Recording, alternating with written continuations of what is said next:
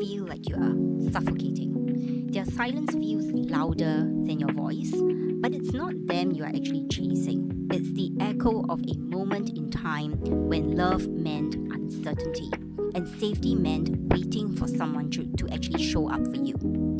Hi, I'm Sonia, psychologist, intuitive guide, and someone who's walked this path before too.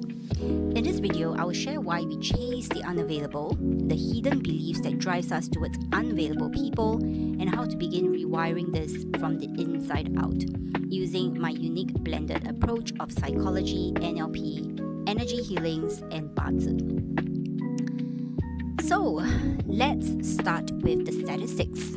So around 60 to about 70% of the adult population actually operate from an insecure or avoidant attachment style. Okay, so that means most of us at some point in time in our adult lives, we either cling overly to someone, or we avoid, affection or people totally, or we cycle between the both of them. So you might be anxiously or avoidantly attached if you read into delayed replies. Okay, you read too much into why someone's taking their own time to actually reply you. You feel high when they breadcrumb. So when they send you like a text just with a LOL or a haha or a smiley face, you feel super excited. You feel super happy. Okay, and those small like tags, they are actually breadcrumbs, but you are excited over their breadcrumbs. Okay, and then you cycle back down to feeling very low when they disappear. When you're busy doing your own thing, living your own lives, you feel low all over again. You also equate anxiety or like butterflies in the stomach or like the heart pounding kind of like feelings. You equate that with genuine true love. Okay, let me tell you, it is not. And you push people away.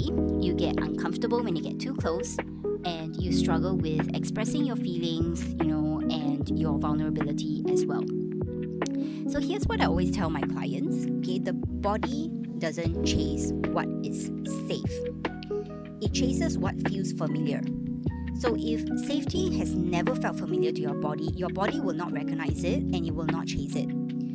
So if you find yourself constantly chasing people who make you feel very anxious, very agitated, with this emotionally, this emotional roller coaster you're always on with this person, people whom you can't quite figure out where you stand with them, you don't really know whether they like you or not.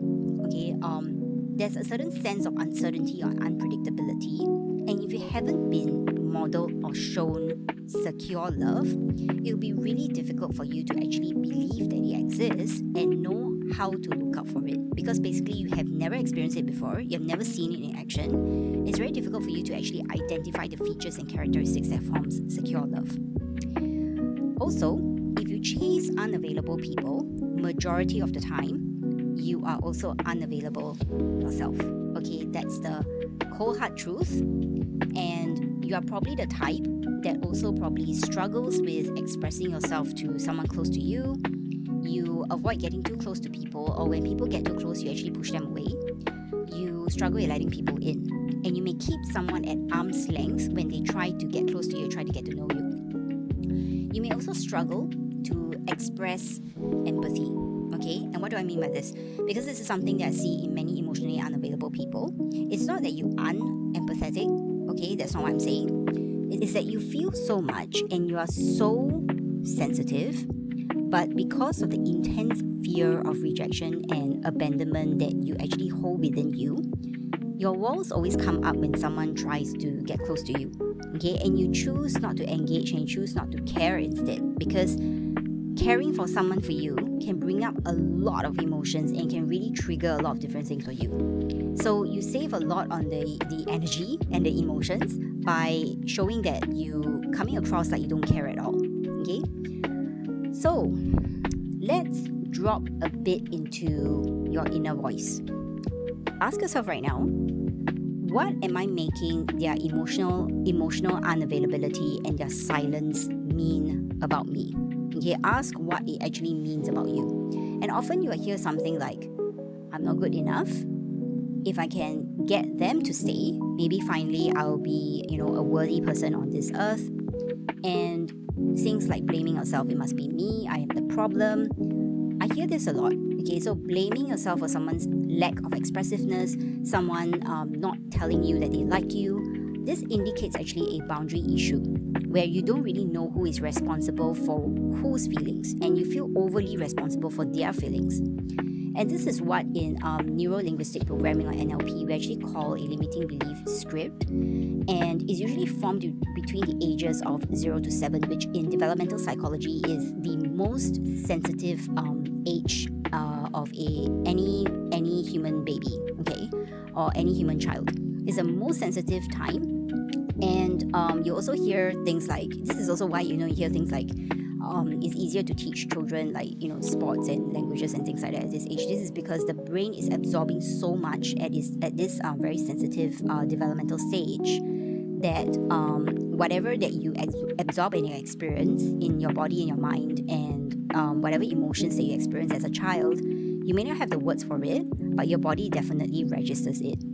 Okay, and if your nervous system was raised to believe that love must be earned, it's always withheld by adults or by other people, or love has to be chased down relentlessly, and then you will come across, or you grow up feeling that someone withholding love is a very magnetic person. Okay, because it makes you want to chase, and it makes you want to find out what they are actually feeling for you. So one of the reframes that I actually teach some of my clients is, instead of asking yourself, why don't they choose me, or why don't they tell me that they like me, try something else. Try like, what part of me is still waiting to be rescued by this person? And why am I waiting for them to rescue me? What am I running from? And what do I really want deep down from them? Okay, so that shift alone can activate your agency and the sense of control that you actually have over the entire situation. Because when you fall for an emotionally unavailable people, it can always feel like they are the ones in control of the relationship, in control of the dynamic, and they are the ones actually driving the interaction. So this shift and reframing the experience actually changes and switches the agency back from them onto you, so that now you are the one driving the seat of your own emotions. So let's go deeper. In Chinese metaphysics, which is BaZi, it actually shows us your elemental makeup. So your tendencies, your voids, your emotional rhythms. And for me, I use a 5 elemental framework, which is basically a tapping into BaZi. So all of us have the 5 elements occurring within our body and within our energetic system. So water, wood, air, fire, and metal. So how do we actually see this, and how do we actually approach this, is that certain people, depending on how much of each element they actually have in their body, these things can actually combine to make some people more prone to limerence than other people. So for example, a woman with excess water and very weak fire in her chart. So she's probably deeply intuitive, very feeling, has a lot of emotions, but is hesitant to express herself. And some people with this kind of makeup in their charts, they can actually be attracted to, or even attract unknowingly, very metal heavy men. Okay, so metal heavy men, very metal or metallic people, are the very strong, silent types. Okay, they're very boundaried, very sometimes a little bit when they're out of balance, okay, because each element can be underbalanced and overbalanced. So when they're overbalanced or not really balanced enough by other elements in the chart, they can come across very cold and cruel and very cutting. Okay, think about how metal actually exists in nature. Okay, it's very defined, right? So here's the pattern. So this excess water and weak fire woman, she's very drawn to their sharpness and their edges, and the boundaries and all that, because she herself has never felt safe being warm, okay, and never felt safe expressing her deepest needs and fears. Never felt safe doing all that, okay? So being attracted to cold people, or coldness in general, could also represent a certain attractiveness or a certain tendency to lean into emotional stoicness or stability. Okay, so it could be because you are craving for that, but you do not actually possess that within your energetic makeup. So you're drawn to how these people are so in control of their emotions, so cool, so calm on the surface, they don't react, whereas you are like a storm inside, right? So you can be attracted to people that you feel may compensate what you naturally have, or so it seems, and so we often, what I really, really love about the 5 elemental framework and the energetic readings of this is that we often balance on the outside what we have neglected within ourselves. Okay, so ask yourself, what's the element, or what is the kind of characteristic that you're actually craving in the person, that you're looking for in that person, that you actually have denied giving yourself? Underneath all of that attraction to emotional unavailability in limerence, or even outside of limerence, is actually a very, very deep love wound, which is a memory or a belief that says, oh, I'm a very hard person to love, I must become more to be chosen by my limerent object, or by this person who is ignoring me. So this wound actually becomes a compass, okay, pointing you towards what's unavailable and what needs chasing, because your nervous system believes that the ache and the pain and the uncertainty is actually proof that love is real. Okay, by the person withholding their affection, it actually, and you chasing it, it's like a signal to your nervous system that, oh wow, this thing is actually really happening and this person really likes me. But here's the truth, the love that you deserve won't make you chase it. Okay, if a guy really likes you, to be really honest, he will go and try to get to know you. Okay, he won't be like staring across the room, trying to avoid you, but being very hot and cold. You don't have to chase him down as well. Yeah. Some guys honestly do need a little bit of encouragement. Okay, they do need a little bit of a green light from you. But once you give the green light, they will be, they will know how to pursue, because men are naturally want to pursue. Okay. So a story about myself, just a very short one. I was chasing a lot of emotionally unavailable men in university. And the thing about chasing unavailable people is that you actually know that they're unavailable. Okay, some of these people actually, like, I knew that they liked someone else, or sometimes they were even with other people, but I actually still wanted them in some way.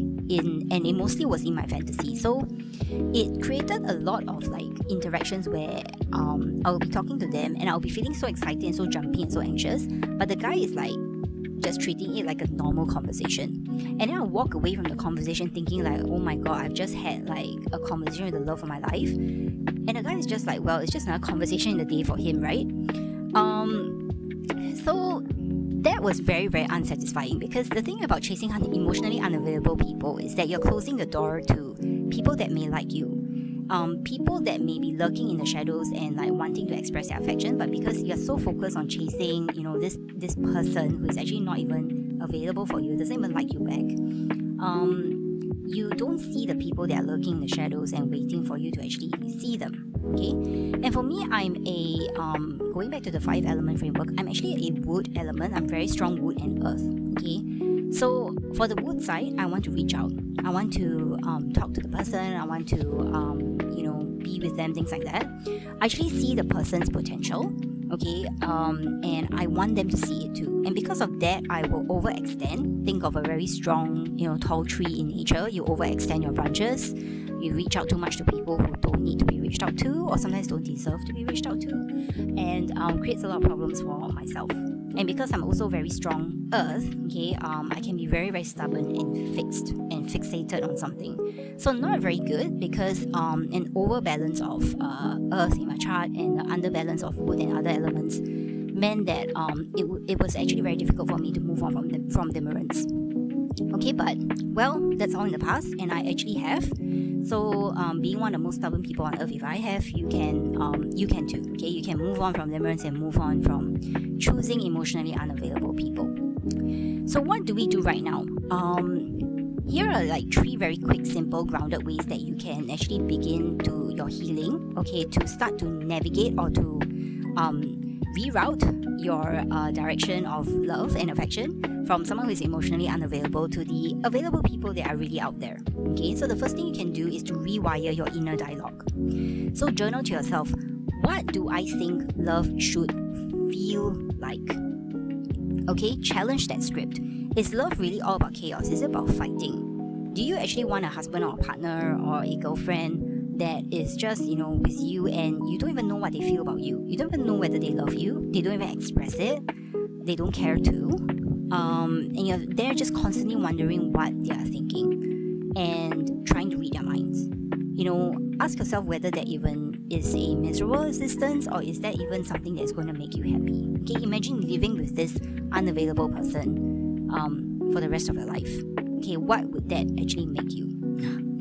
The second thing you can do is to rebuild your energetic field. Okay, so doing things like calming your nervous system with breath work. So like what I like to recommend is just 4 counts of inhalation, 4 counts of holding, and 4 counts of exhalation, and it can be out of your mouth as well.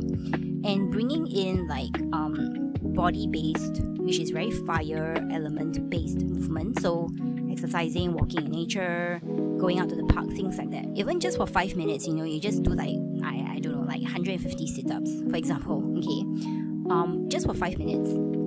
5 minutes of breathing, 1 minute of breathing, 1 minute of meditation. All that is enough, okay? You don't have to do these things for like hours and hours on end for it to have any effect. Another thing that I will also kind of encourage you to do is to practice expressing yourself naturally, okay, in your natural form. So we all have this thing called energy or life force, or what is called in Eastern metaphysical spaces is called QI. You probably heard of it. Life force is we all have that within us, okay, and our life force always gets affected by different things from day to day. So it's a lot of energy, a lot of pent up stuff within many of us that actually needs to come out naturally. It needs to flow. So life force needs to actually have a certain circular rhythm to it, up and down, left and right. There needs to be a flow. When your life force is blocked, your T is blocked, your energy is blocked. Okay, when it's stuck somewhere inside your body, you get affected. You will feel that you're very cranky, you fall sick often. You have all sorts of like emotional, mental, and physical manifestations of this blocked energy. Okay, so learn how to naturally express yourself. Give yourself me time. Enjoy your life as much as possible. Give yourself pockets of spaces to actually enjoy your life. I know life can be hard and it can be difficult, but do take pockets of time in each day to actually really come back to yourself. Okay, the third one is to reflect and to release. Okay, so write a letter, unsent letter, burn it, okay, to the version of you that you keep chasing or keep trying to be. And start small with certain things. Okay, a single honest no to someone is like a revolution in terms of like building boundaries. So when someone asks you out and you are not feeling it, not free, you don't have to be wishy-washy. You don't have to like be rude about it as well. Just tell them, today's not a good day. And practicing building up those saying no is actually a way of how you actually practice building up your boundaries, okay, which is something that a lot of people who are attracted to emotionally unavailable people, who are emotionally unavailable themselves, and who are also limerent can actually struggle with. Okay, so and another thing that I would actually encourage you to do is to do a relationship or a crush timeline exercise and ask yourself, what was it about each person that drew you to them? Was it values? Did you really know them that well? Was it personality? Was it looks? Was it because they were not available, but and it made you chase them? Okay, was it emotional distance that they built up? Think about why you actually liked each person that you have liked before in your life. So sometimes, okay, the person who will not choose you is the mirror showing you where you've actually abandoned yourself. Okay, so if this resonated, I invite you to go a little bit deeper. Okay, you can actually download my my healing breaking up from limerence and romantic obsession. The book is actually linked down below. You can also book a one-on-one session or a buzzer chart reading. All the links down below. Or subscribe to my newsletter, to my YouTube channel, as well as to my Instagram feed for any new tips, stories, rituals, tools every single week. I post several times a week, and I post on YouTube like once or twice a week. So thank you for being here. Okay, your healing is sacred to me, and I'm honored to actually be walking together with you, beside you. Know that being emotionally unavailable and being attracted to emotionally unavailable people are things that are not they're not fixed, they're not permanent. They can completely be healed, and you can actually, start being, open to a pure type of genuine love that you've been looking for, and you can start, attracting in more available partners and more available love. So here's Sonia signing off, and I will see you in the next video.